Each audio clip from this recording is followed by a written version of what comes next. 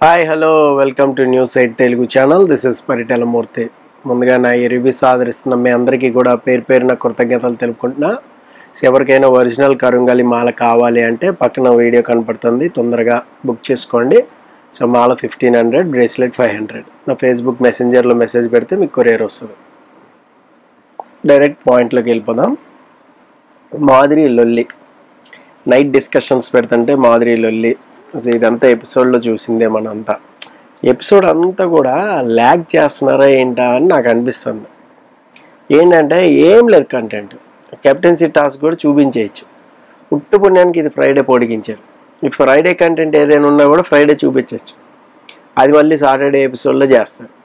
So ఇదంతా ఏంటంటే lag, content ఏం లేదు. లేకే ఆయన ఎమాన్యుయల్ చాలా కష్టపడి పాపం ఏమి లేదు ఏదో ఒకటి చేయాలి మనం అని చెప్పి ఆ రాము క్యారెక్టర్ చేయడం, నందిని అంటూ కాసేపు ఇది చేయడం, అదే మీకు చాలా ఎక్కువసేపు నడిచింది. ఏదేమైనా ఇమ్మాన్యుయల్కి మనం యాడ్సప్ చెప్పాల్సిందే. ఎక్కడ కంటెంట్ లేదో, ఎక్కడ ఎంటర్టైన్ చేయాలో ఆ స్కోప్ తీసుకుంటున్నాడు చక్కగానే. వాట్ ఎవర్ అక్కడక్కడ వేరే గేమ్లు ఆడుతున్నాడు, తెలివిగా ఆడుతున్నాడు, కొంచెం చాలామంది ఫాక్స్ లాగా ఆడుతున్నారు అంటున్నారు. అదంతా గేమ్లో పార్ట్. బట్ ఎంటర్టైన్మెంట్ విషయంకి వచ్చేసరికి ముందు ఉంటున్నాడు. ఎవరు ఉండట్లా, ఎవరు సపోర్టింగ్ లేరు. ఇంకొకళ్ళు కానీ ఉండుంటే, సో మేబీ జబర్దస్త్ నుంచి ఇంకా ఎవరైనా కంపెనీ ఉండుంటే ఇంకా బాగుండేది.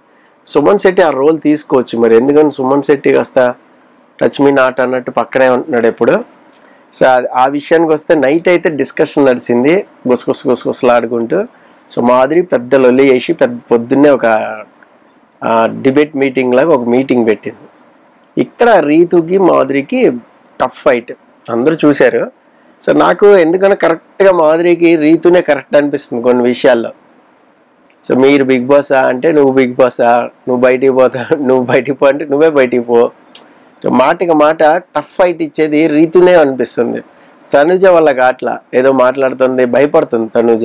సో నోట్లో నోరు పెట్టాలంటే భయం వేస్తుంది అంటారు చూడు. అమ్మో నీ నోట్లో నోరు ఎలా పెడతాను తల్లి అన్నట్టు ఆ విషయంలో ఆగిపోతున్నారు చాలామంది. ఈవెన్ భరణి కూడా సో మధ్యలో ఏదో మాట్లాడాడు కానీ అసలేదు. దివ్యకి మాధురికి పడింది కానీ దివ్య కూడా తేలిపోయింది. బట్ రీతునే కరెక్ట్ మొగుడు అంటారు కదా, అలాగా. సో ఇద్దరికి గట్టిగా ఏదైనా టాస్క్లో పడితే అదిరిపోద్ది రేటింగ్, ప్రోమో రేటింగ్ కానీ ఆ రోజు రేటింగ్ కానీ. ఈ లెక్కన రీతు నచ్చేస్తుందేమో జనాలు కానీ నాకు అనిపిస్తుంది.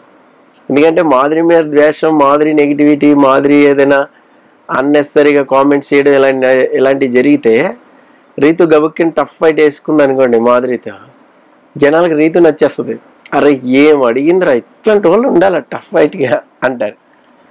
ఆ తర్వాత ఇంక పవన్ డిమాన్తో అది మాత్రం ఆ ట్రాక్ మాత్రం కట్ అవ్వట్లా.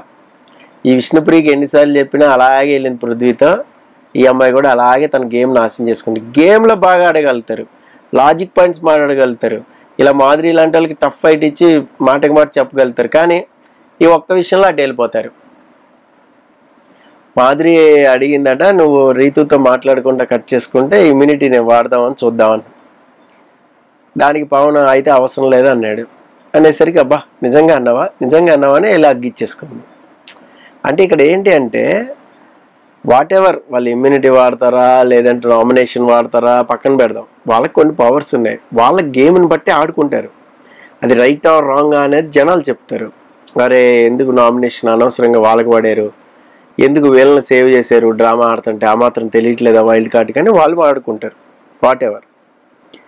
సో ఇక్కడ కొన్ని విషయాల్లో అయితే వైల్డ్ కార్డ్స్ కొంచెం బ్రెయిన్ తక్కువగా గేమ్ ఆడుతున్నారు అనిపిస్తుంది. సో వాళ్ళలో మింగిల్ అవ్వాలి, మింగిల్ అవుతూనే వాళ్ళకి ఏంటి అనేది చెప్పాలి. సో రమ్య చూడండి సూటిగా చెప్పింది పవన్కి, అది కూడా మాట్లాడదాం. So what ever captaincy task ఏదైతే జరిగిందో, కెప్టెన్సీ కంటెండర్ టాస్క్, ఇది వైల్డ్ కార్డ్కే 2 ఆప్షన్లు వచ్చాయని నాకు అనిపించింది. అందుకే వైల్డ్ కార్డ్ వాళ్ళు గెలిచారు. ఒకటి ఏంటంటే వాళ్ళ ప్లేయర్స్ ఎదుటోళ్ళ ప్లేయర్స్ని వాళ్ళు ఎంచుకోవడం. ఇందులో స్ట్రాంగ్ ప్లేయర్స్ ఉన్నారు.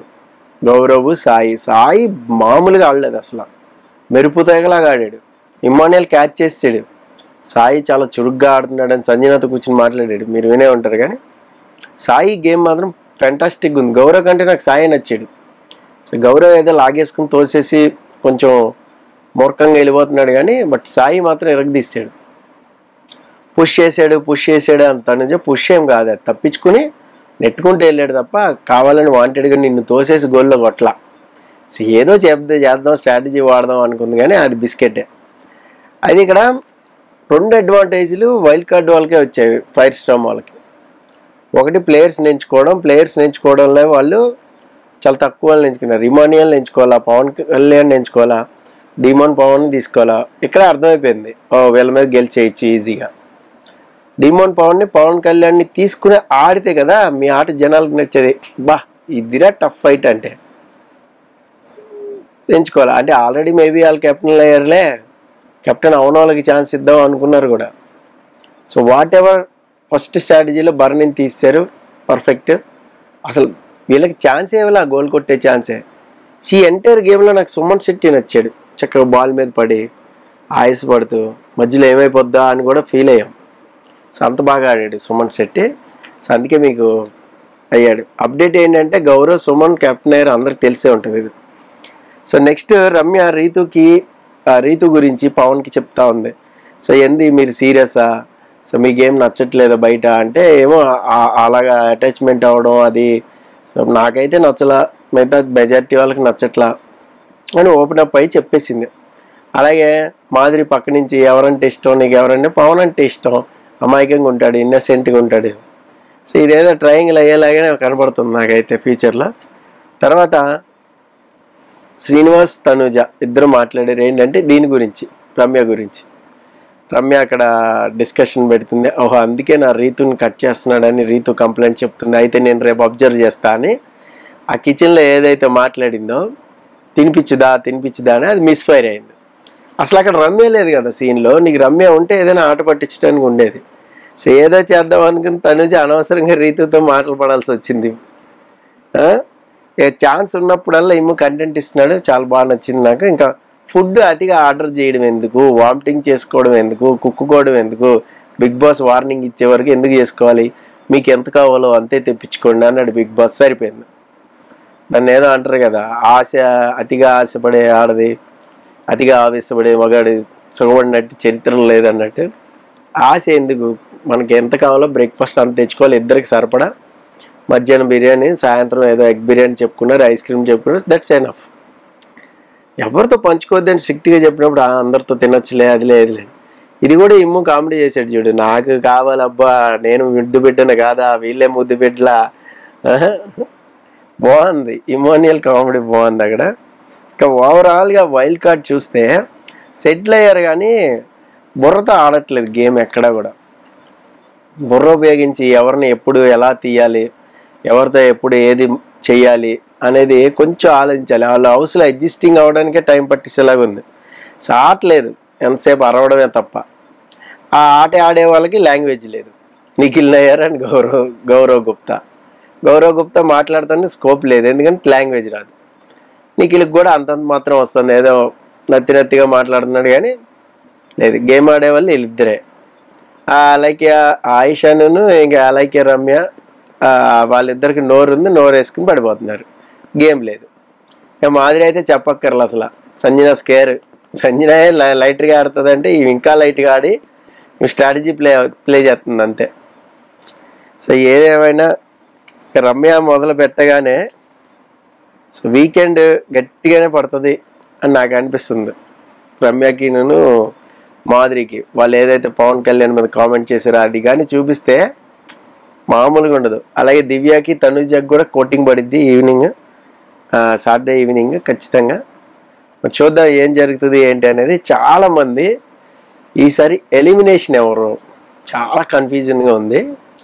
ఆ వీడియో వస్తుంది, ఆ వీడియోని చూడండి. Okay, this is Paritala Murthy signing off. By by.